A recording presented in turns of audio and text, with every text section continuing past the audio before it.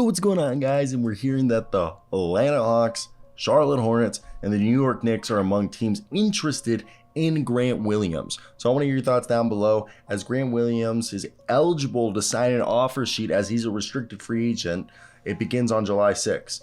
The Celtics will have 24 hours to match the offer sheet once it's been signed. So I want to hear your guys' thoughts. What do you think he's getting?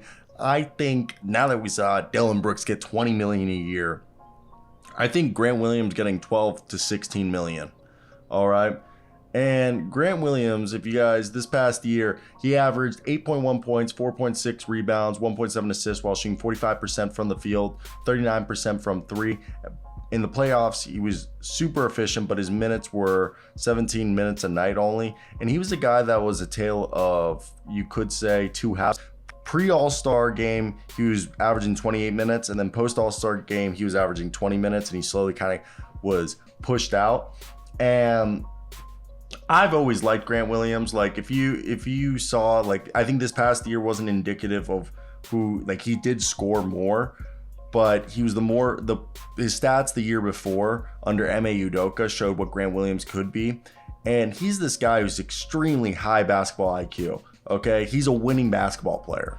He's got this wide body, 6'6" frame with a 6'10" wingspan, okay, on a 236-pound frame. He can play small forward, power forward, and even small ball center, even though he's like 6'6", maybe 6'7" with shoes on. And he's become this dependable three-point shooter. He's a positionless guy because he can rebound, he can set screens, and Charlotte would be interesting. That means they're really trying to make a push to be a playoff team. I really would like him on the Hawks, though he does scream being a Tom Thibodeau guy.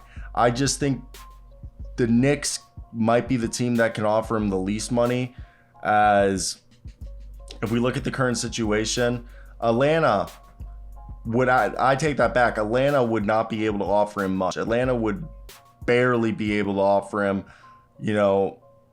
Atlanta's probably the least likely unless his market isn't that much. But New York has the cap space to sign him to like an $8 million deal or to the full mid-level exception if they wanted to. And Charlotte, they are the dark horses because they could give him a fat bag. Like, seriously, they could give Grant Williams a big old contract. And that's where I want to hear your guys' thoughts. What is the value of Grant Williams to you? I like the idea of, so this is how it's going to go.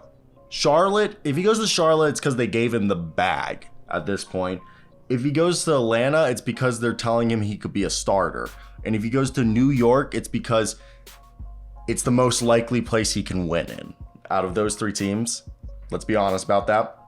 And so for me right there, when I look at that, I'm going New York or Charlotte, most likely.